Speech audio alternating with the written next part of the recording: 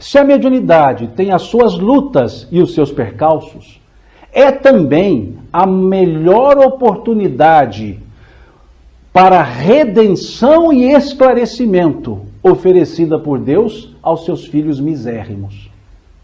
Veja, se a mediunidade tem as suas lutas e os seus percalços, é também a melhor oportunidade para redenção e esclarecimento oferecida por Deus aos seus filhos misérrimos. Filhos misérrimos. Está bem emanuelino, né?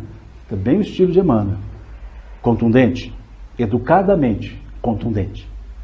Chamando atenção para essa miserabilidade que na verdade é mais uma autocomiseração. Nós ficamos miseráveis porque temos pena de nós mesmos. Autocomiseráveis. Ficamos com dó de nós mesmos. Enquanto deveríamos crescer com as adversidades. Como deveríamos caminhar. Mas ficamos lamentando. Então ele diz que a mediunidade é também essa oportunidade de redenção. O que é redimir-se? Senão saudar, liquidar o passivo, liquidar o débito, arrepender-se para redimir-se. Não é só arrepender-se, é refazer a conduta. Então ele diz que a mediunidade é essa oportunidade de redenção. A começar por quem? Pelo médium, que é a pessoa mais próxima da própria mediunidade. É aquele que a exerce.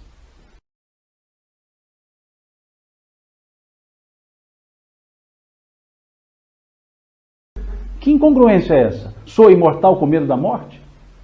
Não, Simão, não é da morte em si, é o processo. É aquele detalhe, é o processo.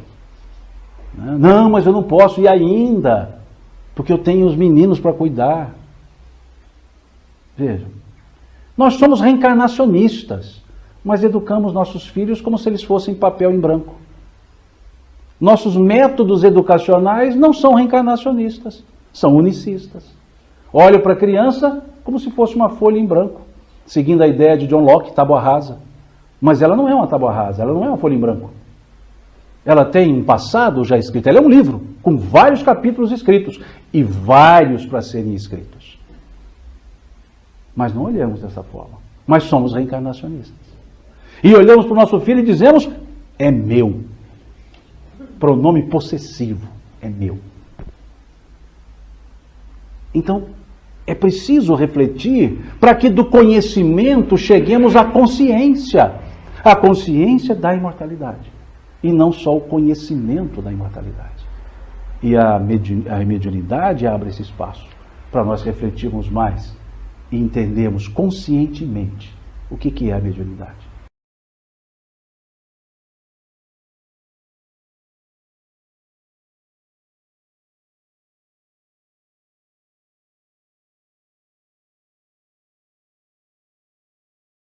Que a exerce. E seguindo a linha de Emmanuel, nós temos uma definição interessante que ele dá para o médium. Está lá no livro Emmanuel, no capítulo 11. Tem como título, quem são os médiuns na sua generalidade? O título é uma pergunta. Quem são os médiuns na sua generalidade? E Emmanuel responde, os médiuns, na sua generalidade, não são missionários, na acepção comum do termo. São almas que fracassaram desastradamente, que contrariaram sobremaneira o curso das leis divinas, e que resgatam, sob o peso de severos compromissos e ilimitada responsabilidade, o seu passado obscuro e delituoso, constantemente enodoado de clamorosos erros e graves deslizes. Alguém é médium aqui? Deixei de ser, né? Vejam, isso não é pejorativo. Não é pejorativo. Essa é a forma que Emmanuel está chamando a atenção, bem emanuelinamente, para dizer uma forma mineira que nós temos lá. Desce daí. Abaixa o facho. Para tentar mostrar que o médium não é especial. Não é o ser privilegiado, é o ser primeiramente necessitado. Veja, Os médiuns, em sua generalidade, não são missionários. Generalidade, não é totalidade. Existem os médiuns missionários. Pouquíssimos, mas existem. Existem aqueles cuja mediunidade é a sua missão. Existem aqueles cuja mediunidade é o seu compromisso. E existem aqueles cuja mediunidade é o seu comprometimento, que é a maioria.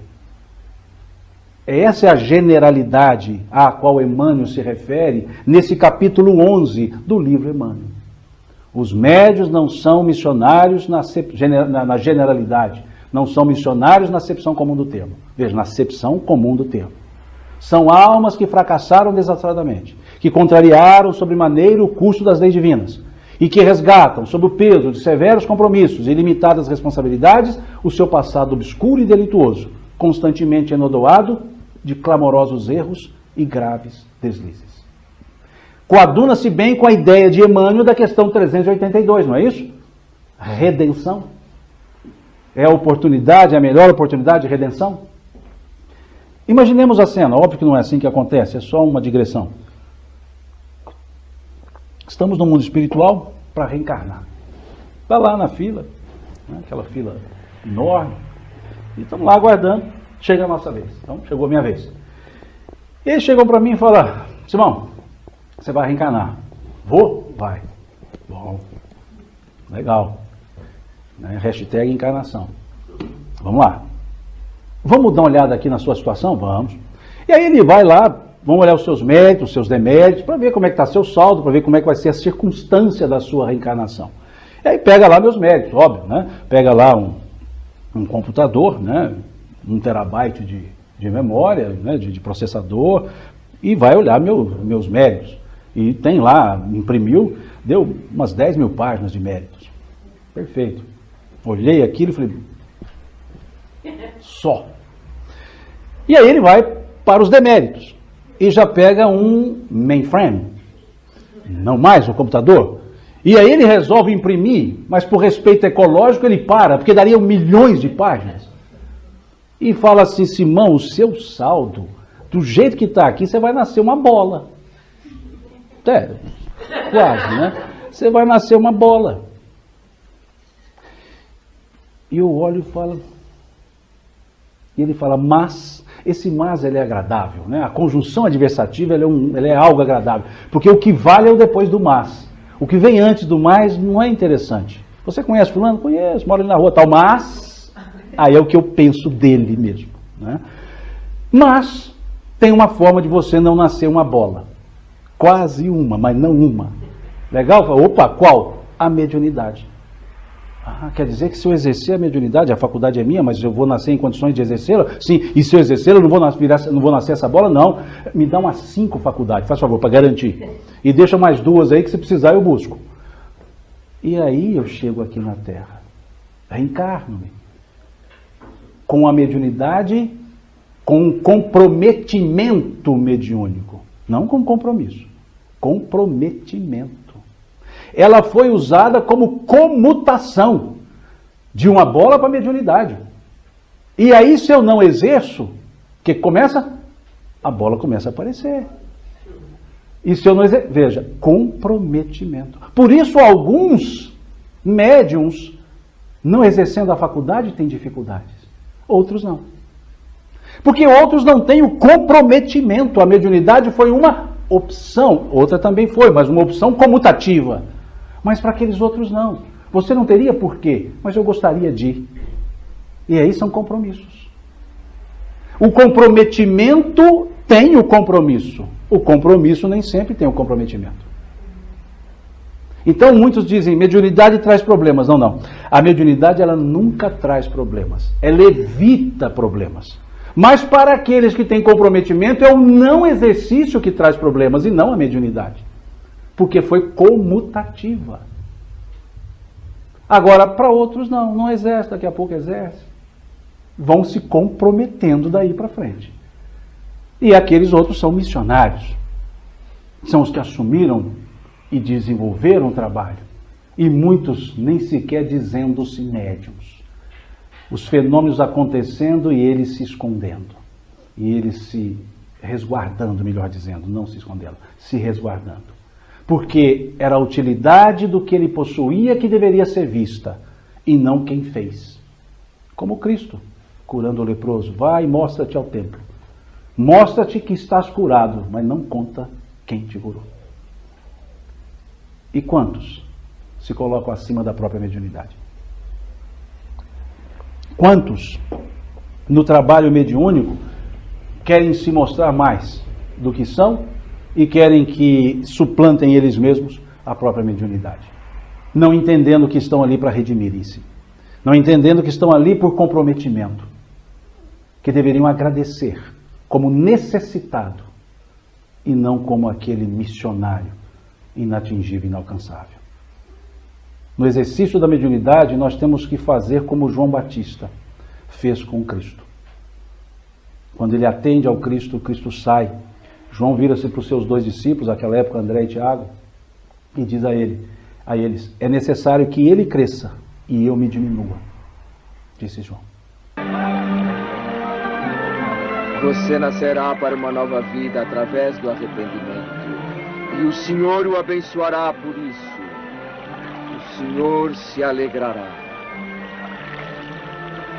Vá em paz. Vá em paz, Ele lhe perdoará.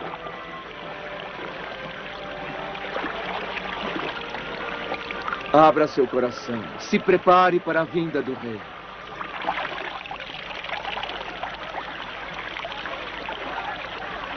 Purifique agora seu coração.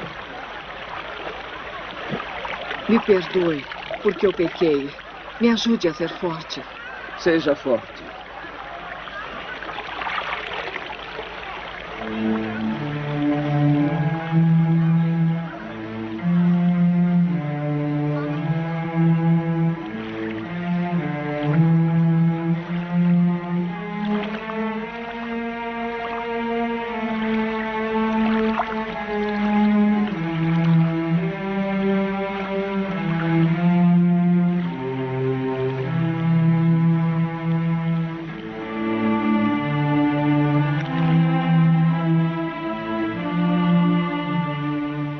Sou eu que preciso do seu batismo.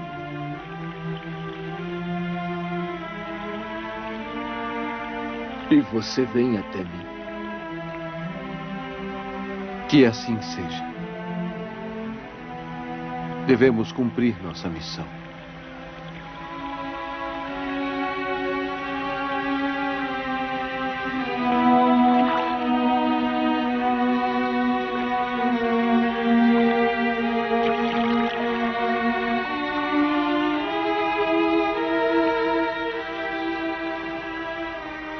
Senhor, Pai eterno, ouço sua voz dizendo: este é o meu filho adorado, aquele que eu enviei.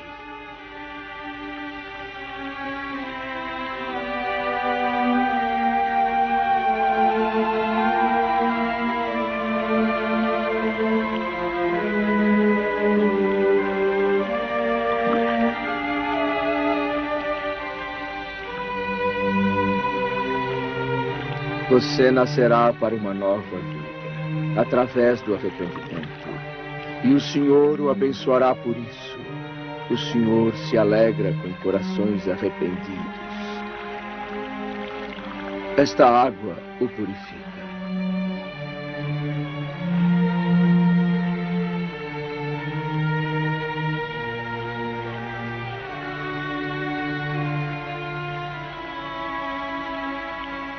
André, Felipe,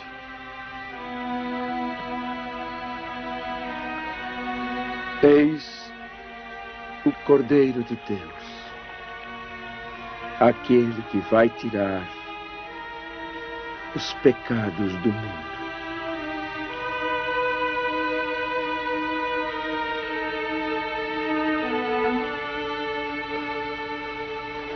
É a ele que devem seguir agora, não a mim.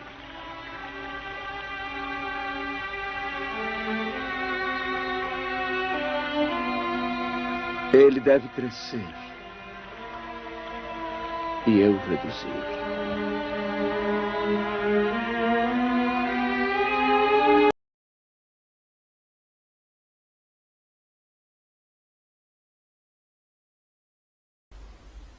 Um exemplo de humildade. É necessário que ele cresça e eu me diminua.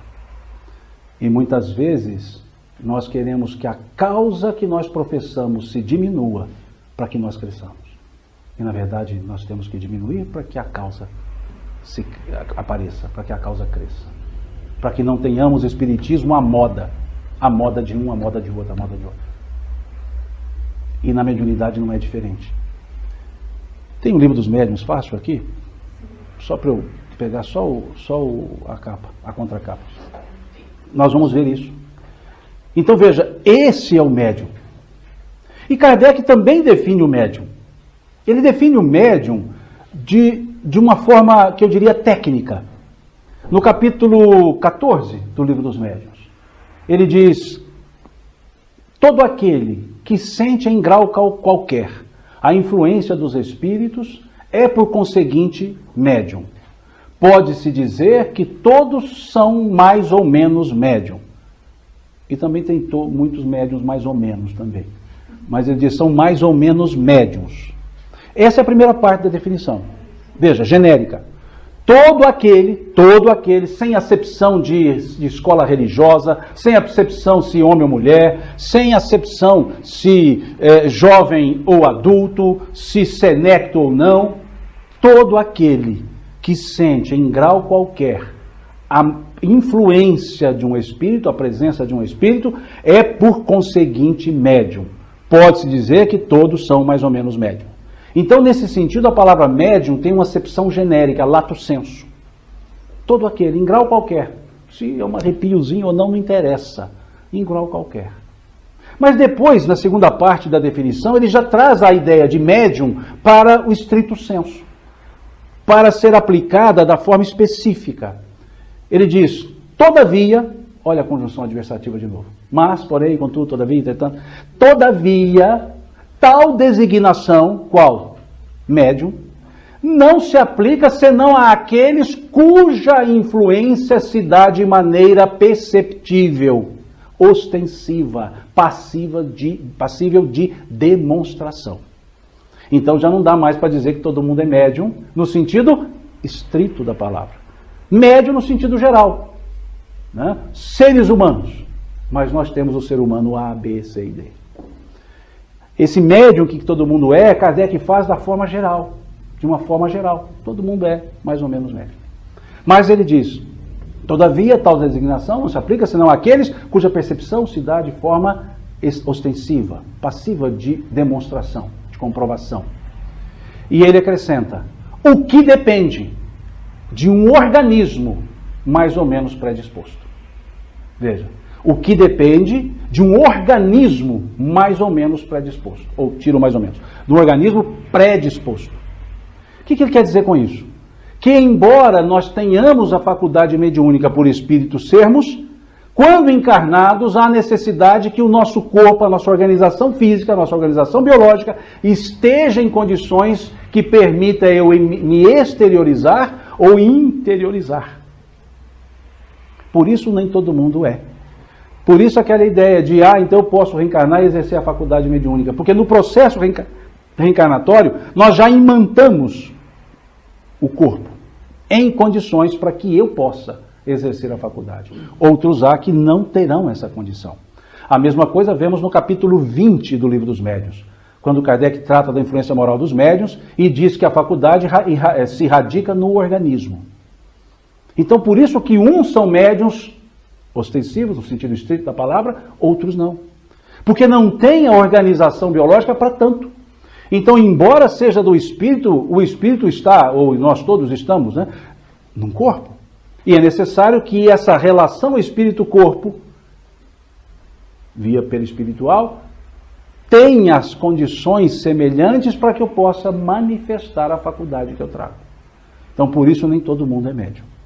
Por isso, alguns têm a percepção, outros não. E alguns no campo da prova, alguns no campo da missão. A maior parte no campo da prova. e talvez não entendam que estão no campo da prova. O que é uma prova? É algo pelo qual eu passo e preciso aprender e vencer. Não só vencer. Aprender e vencer. Para que o efeito seja salutar. Para que eu não cole nessa prova. Porque se eu colo, eu posso até vencer, mas eu não aprendo. E depois, quando exercitar, não sei o que fazer. Aquele profissional que se forma com a base de cola é um péssimo profissional depois para ser exercido, porque lá fora não tem cola.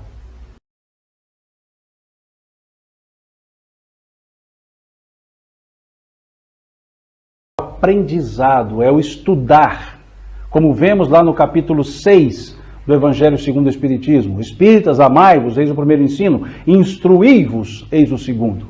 Mensagem do Espírito de Verdade, capítulo 6, item 4. Então é preciso que o médium estude, começando pelas obras básicas. Assim nos diz o Espírito André Luiz, lá no capítulo 41 do livro Conduta Espírita.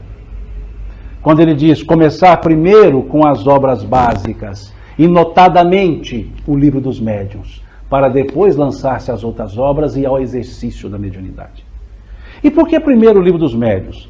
Veja o que está aqui na contracapa do livro dos médiuns, escrito por Kardec. Guia dos médiuns, guia, manual, guia dos médiuns e dos evocadores. Aqui evocadores no sentido que se dava a palavra à época de Kardec, porque ali ele evocava com o fim de aprendizagem. E depois acrescenta a ele, ensino especial dos espíritos. Olha aqui, ensino especial. Não é qualquer ensino, é especial. Deveria custar o dobro dos outros livros. Ensino especial dos espíritos sobre a teoria de todos os gêneros de manifestações, os meios de comunicação com o mundo invisível, o desenvolvimento da mediunidade, as dificuldades e os tropeços que se podem encontrar na prática mediúnica, constituindo o segmento de O Livro dos Espíritos. Ou seja, segmento do livro segundo do Livro dos Espíritos. Olha que Kardec, isso aqui é escrito por Kardec. E quantos médiuns não leem, não estudam o Livro dos Médiuns? E aí, dentro de um critério de achismo, vou fazer desse jeito, vou fazer, não, sempre foi feito assim, não, meu pai já fazia, minha mãe já fazia. E assim vai. Se hoje nós usássemos as mesmas técnicas agrícolas que usavam no passado, morreríamos de fome, porque não teríamos alimento bastante.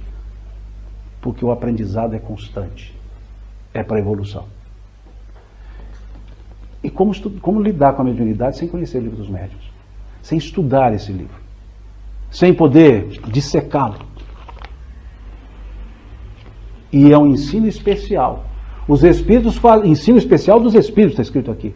Eles fazem isso com tanta atenção, com tanta dedicação, para a gente comprar, botar na estante e ficar lá. Isso é para ser estudado. Ele é o guia. Não há que se conceber um médium que não bebeu na fonte. Veja o que André Luiz então coloca nesse capítulo 41 do livro Conduta Espírita. O Espírito André Luiz, pelas mãos da época do Valdo Vieira. Deve-se começar o médium pelas obras da codificação e depois lançar-se às outras e à prática.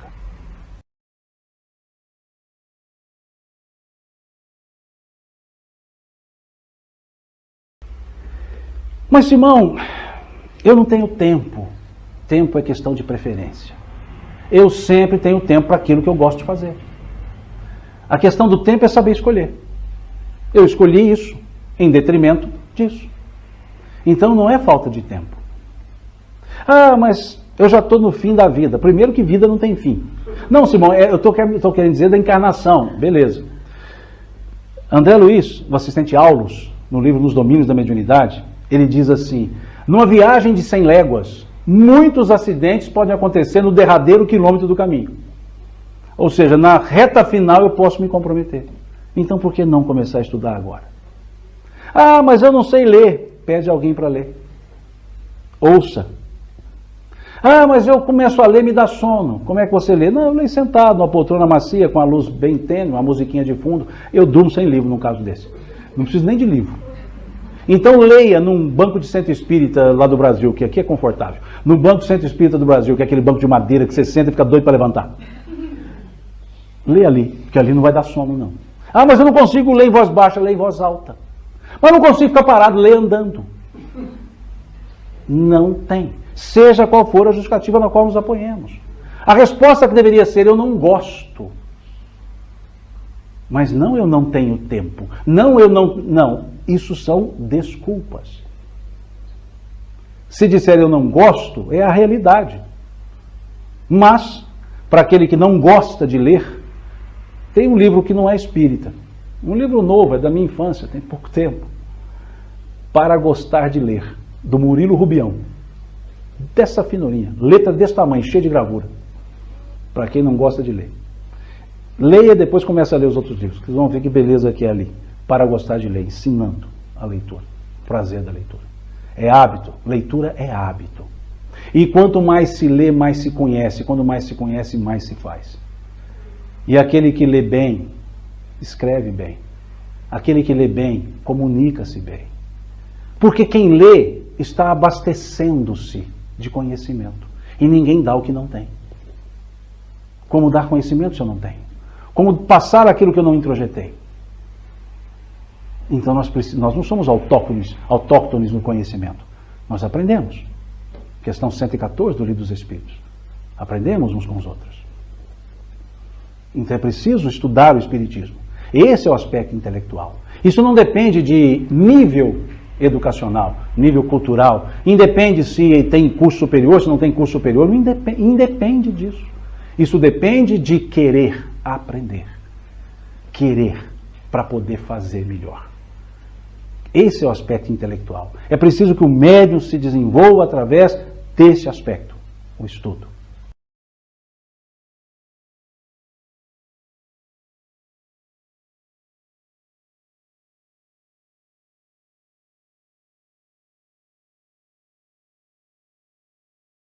E aquela ideia atribuída a Leon Denis, embora ele não tenha dito dessa forma, mas atribui-se o sentido, quando colocam o Espiritismo não será a religião do futuro,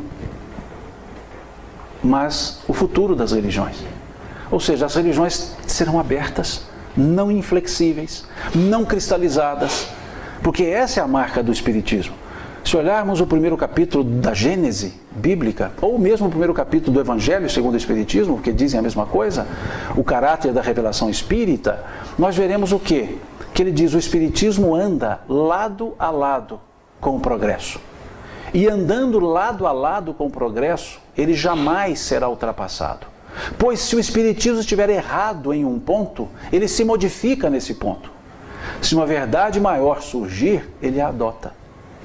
Ou seja, ele não se cristaliza. Não quer dizer modismos, invencionismos, que a gente vê muito por aí. Mas veja, é o caráter progressivo.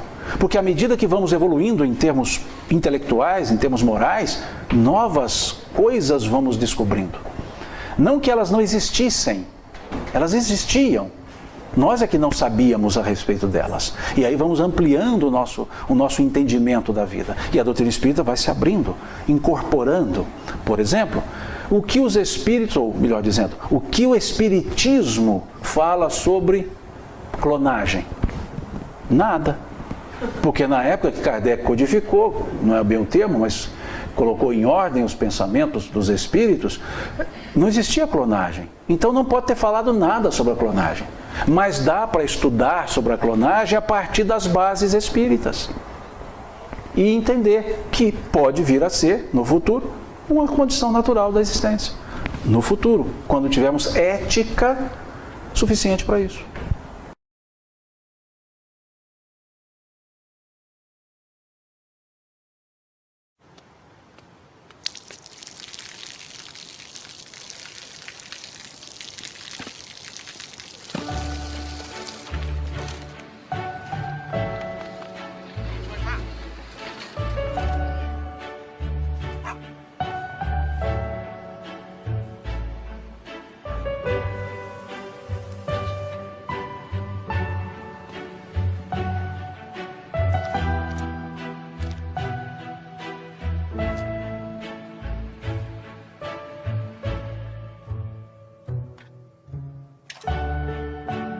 เขาจะได้อะไรถ้าเขาทำแบบนี้ทุกวัน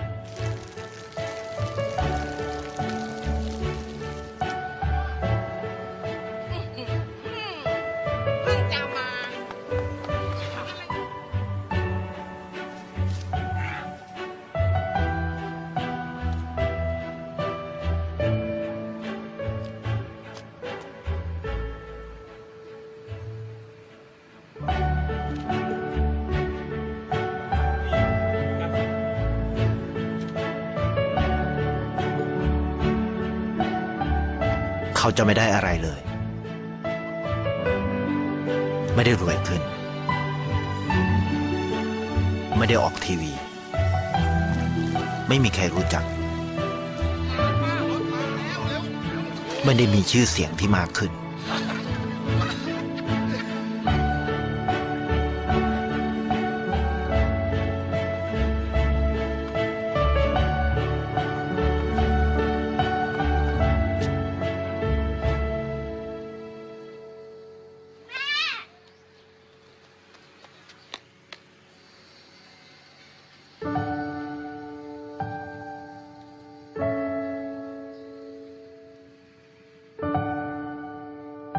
เพราะสิ่งที่เขาได้ คือได้แค่ความรู้สึก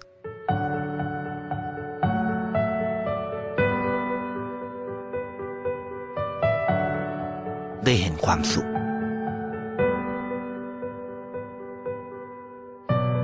ได้เข้าใจ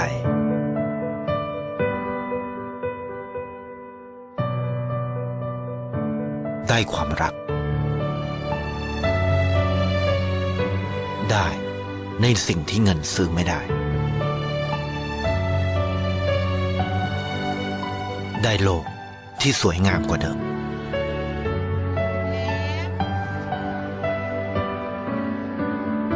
ในชีวิตคุณ อะไรคือสิ่งที่คุณต้องการมากที่สุด